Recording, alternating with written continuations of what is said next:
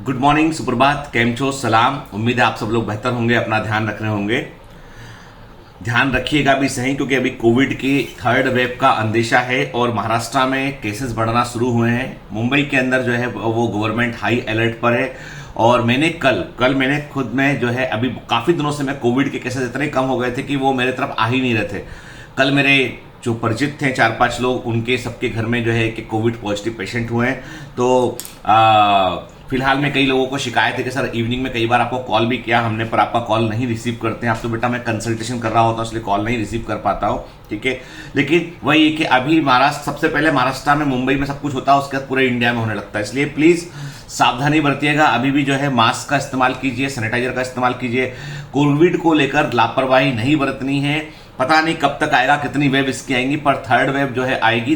जो है गणेश फेस्टिवल के बाद संभावना है कि महाराष्ट्र में थोड़े केसेस बढ़ेंगे। लेकिन गवर्नमेंट मुस्तैद है, वैक्सीनेशन भी चल रहा है, सब कुछ चल रहा है, पर हमको एक आम पब्लिक को भी इसमें कंट्रीब्यूट करना पड़ेगा बेटा, ठीक है। चलिए, आज हम बड़े इंपॉर्टेंट मुद्दे पर बात करेंगे कि मेरे पास जो है पिछले 2 दिनों में इतने सारे फोन कॉल्स आए हैं, इतने सारे मैसेज आए हैं, और उनमें सिर्फ एक बात लिखी है, सर मेरे 550 नंबर है, मेरे 540 नंबर है, मेरे 550 नंबर है, 570 नंबर है, 570 मार्क्स है, मेरा क्या होगा सर। मतलब सबसे बुरी पोजीशन मालूम किन बच्चों की होती है? आप लोगों को लगता है कि नहीं है, हमारे नंबर नहीं आए कुछ बच्चों के तो हाँ हम बहुत दुखी है। नहीं, सबसे दुखी वो होते हैं जिनका स्कोर जो है 525 से लेके 600 के बीच में कहीं फंस गया है, ठीक है।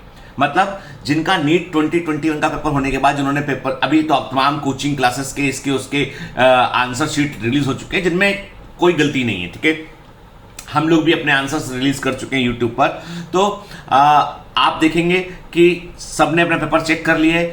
अब जिन सबसे अधिक विडंबना में वो लोग हैं कि हमारा क्या होगा सर, हमको समझ में नहीं आ रहा, कोचिंग ज्वाइन कर लें, पढ़ना शुरू कर दे, या इंतजार करें काउंसलिंग का रिजल्ट का इंतजार करें, क्या होगा हमें नहीं मालूम। और ऊपर से ये नीट का पेपर लीक होने वाली न्यूज है ना, वो भी परेशान करती है। अब मैं आपको कुछ डेटा बतलाता हूं, कि ध्यान से मेरी बात सुनिए करके।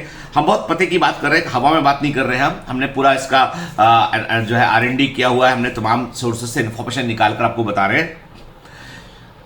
नंबर 1, यदि नीट, मैं आपसे पूछूं कि नीट 2020 का पेपर और नीट 2021 का पेपर यदि आप कंपेयर करें, तो आप डिफिकल्टी लेवल में दोनों को कहां पर रखेंगे आप? तो आपका जवाब अमूमन यह होगा कि सर नीट 2021 का पेपर लेंथी था, 200 क्वेश्चन थे, क्वेश्चन भी एकदम हलवा जैसे क्वेश्चन नहीं थे, क्वेश्चन में सोचना पड़ रहा था। इवन बायोलॉजी के क्वेश्चन में 4 स्टेटमेंट प्रेजेंट थे, है ना, मैच करने को था।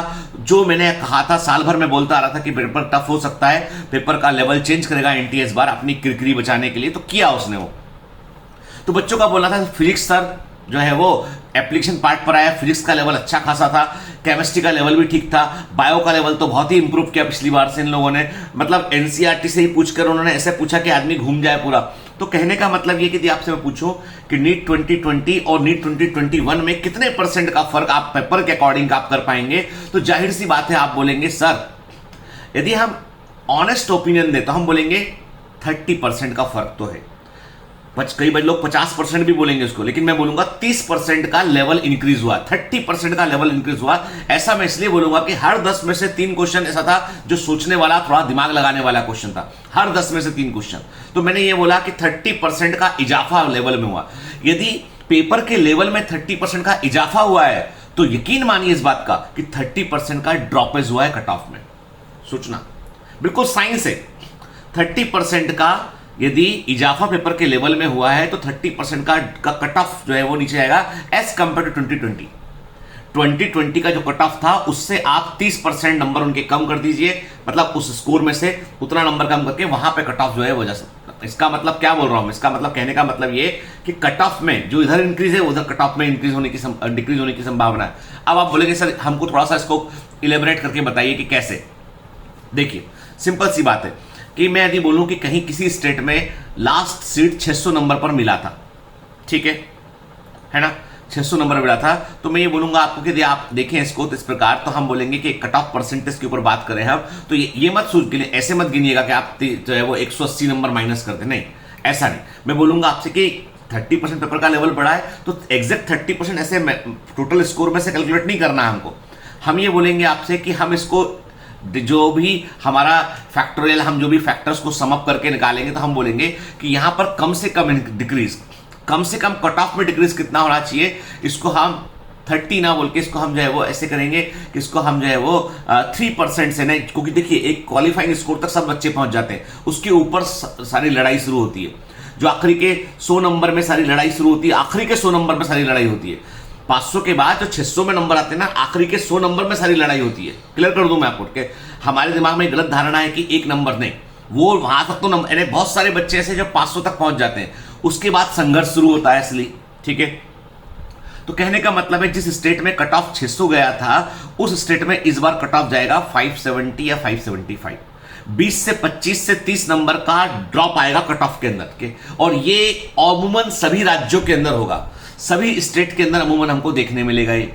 अब देखो, ये मैं आपसे कह दूं, मैं कोई मतलब मैं जो बातें कह रहा हूं वो मैं डेटा के आधार पे कह रहा हूं। मैंने पिछले 2016, 17, 18, 19, 20 इन पूरे डेटा को एनालाइज किया, मैंने पेपर के लेवल को मैंने एनालाइज किया, उसके बाद मैं आपके सामने आया हूं। ठीक है, मैं 2-3 दिन में चाहता तो अगले दिन ही इस पर बात करता, लेकिन मैंने 2-3 दिन R&D किया, उसके बाद मैंने कहा आपसे बात करूंगा मैं। तो मैं क्लियर कर दूं आपको कि जिन राज्यों में कट ऑफ गया था 600, वहां पर आपको सिर्फ 30 नंबर माइनस करना है उसमें, तो 570 यदि आपका स्कोर है तो आप सेफ हैं। ठीक है, सेफ हैं। अब आप बोलेंगे सर हमको थोड़ा सा कुछ मेजर, में सभी राज्यों की बहुत लंबी लिस्ट है तो मैं सारी लिस्ट तो नहीं बोलूंगा, पर मैं मेजर स्टेट के बारे में आपको बतलाऊंगा।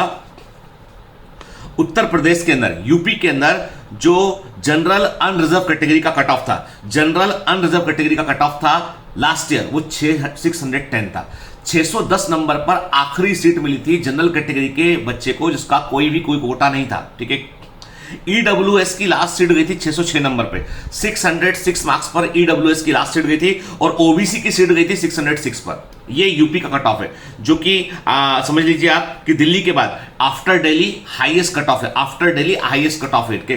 तो यूपी के अंदर यदि लास्ट सीट हमको जनरल अनरिजर्व कैटेगरी की मिली थी 610 पर, ओबीसी की 606 पर, ईडब्ल्यूएस की 606 पर, तो लास्ट सीट की बात कर रहा हूं मैं, आपके यूपी में लास्ट सीट जो जाएगी वो जाएगी आपकी 575 पर जाएगी आपकी। ठीक है, जनरल अनरिजर्व कैटेगरी मैं कह रहा हूं आपसे, आप नोट कर लीजिए इस बात को, 575 पर यूपी के अंदर लास्ट सीट जाएगी जनरल अनरिजर्व कैटेगरी की। ठीक है, 570 के आसपास ओबीसी होगा, और 572 बहुत ज्यादा फर्क नहीं होगा, 570, 572 होगा ईडब्ल्यूएस के।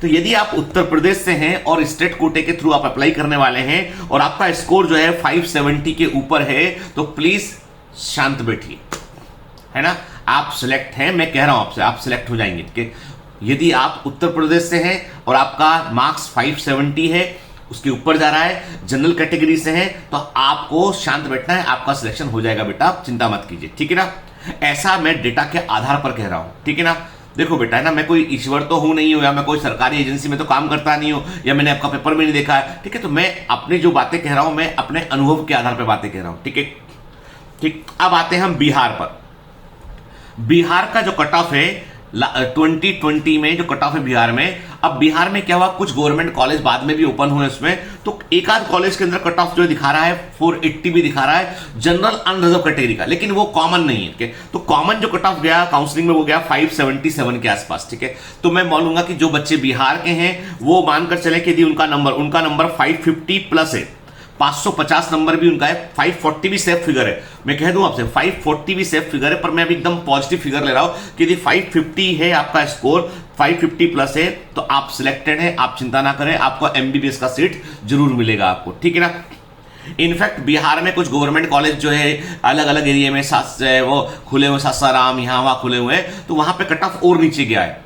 तो बिहार में तो लास्ट टाइम सीट जो है 510-20 नंबर पर भी मिल गया है, लेकिन वो कॉमन नहीं है, कई लोग जाना नहीं चाहते उन नए कॉलेज के अंदर, बिल्डिंग ही नहीं बना उस कॉलेज का बिट के, तो खैर, तो मैं कह दूं, और एक बात आपको और आप समझ लीजिए कि एमबीबीएस के कॉलेजेस में आपको सिर्फ गवर्नमेंट मेडिकल कॉलेज का सीट मिल जाता है, वो सफिशिएंट है। कि कॉलेज की बिल्डिंग मत देखिए, कॉलेज का क्यों मत देखिए, क्योंकि एमबीबीएस अपने आप में एक डिफरेंट टाइप का कोर्स है, ये बी नहीं है, ये इंजीनियरिंग नहीं है। यहां पर मेडिकल कॉलेज से आप एमबीबीएस करते हैं, आपको देखो गवर्नमेंट कॉलेज कहीं भी खुलेगा ना, उससे एक बड़े हॉस्पिटल से अटैच होना पड़ेगा, और हॉस्पिटल में पेशेंट होंगे, आपको बेसिकली पेशेंट देखने, बिल्डिंग कितनी लंबी है, बिल्डिंग कितनी सुंदर है, उससे फर्क नहीं पड़ता, पेशेंट है वहां पर, आप जाएंगे देखेंगे, आपको सीखने मिलेगा। ठीक है, फिर आते हैं हम, तो मतलब बिहार में जो बच्चे 540 या 550 के आसपास हैं, 545 बोल देता हूं चलो बीच का फिगर, तो वो सेफ है। ठीक है, राजस्थान की बात करें तो राजस्थान का लास्ट टाइम का कट ऑफ जो है राजस्थान का वो 580 गया है। लास्ट गवर्नमेंट एमबीबीएस की सीट जो जनरल अनरिजर्व कैटेगरी में डेटा बतला रहा जो मिली है वो है 580 मार्क्स पर मिली है। ठीक है, शायद बाड़मेर का मेडिकल कॉलेज है, तो 580 पर जो सीट मिली है, तो इसका मतलब ये मानकर चलिए कि हम यहां पर जो है वो 25 नंबर फिर कम करेंगे यहां पर हम, तो मतलब ये हो गया आपका कि आप जो है वो 550 मतलब मान लीजिए 550 नंबर यदि आपके राजस्थान के अंदर भी हैं तो आप सेफ हैं। If you have 550 marks in Rajasthan general unreserved category, कोई ईडब्ल्यूएस की बात नहीं कर रहा मैं बिल्कुल ओपन कैटेगरी की बात कर, ईडब्ल्यूएस में 5 नंबर और कम कर लीजिए आप, ज्यादा बड़ा फर्क नहीं है, हर व्यक्ति ईडब्ल्यूएस में, हर व्यक्ति ओबीसी में जा रहा है इस समय, तो ओबीसी ईडब्ल्यूएस जनरल अनरिजर्व में 5 नंबर 7 नंबर का फर्क है। ठीक है, तो मान लीजिए आप कि 550 यदि आपका स्कोर है तो आप सेफ है। मध्य प्रदेश के अंदर चमत्कार है भाई, एमपी के अंदर जो लास्ट गवर्नमेंट सीट मिला है वो 530 मार्क्स पर मिला है नीट 2020 में। नीट 2020 में आखिरी गवर्नमेंट मेडिकल कॉलेज का सीट मध्य प्रदेश में 530 मार्क्स पर मिला है। इसका मतलब मध्य प्रदेश के जो बच्चे जिनके नंबर 510 मार्क्स हैं, जिनके 510 मार्क्स हैं या 520 मार्क्स हैं, वो सेफ हैं। ठीक है, आप मानिए कि एक लेवल के बाद कट ऑफ नीचे नहीं गिरता बेटा, उसके बाद बच्चे बढ़ जाते हैं। तो मैं बोलूंगा मध्य प्रदेश में जो कट ऑफ जाने की संभावना है वो है 510 520 के आसपास के, 10 नंबर ही कम होंगे सिर्फ पिछली बार की तुलना में। ठीक है ना, तो जिन बच्चों के एमपी से 520 के आसपास नंबर है दे आर सेफ।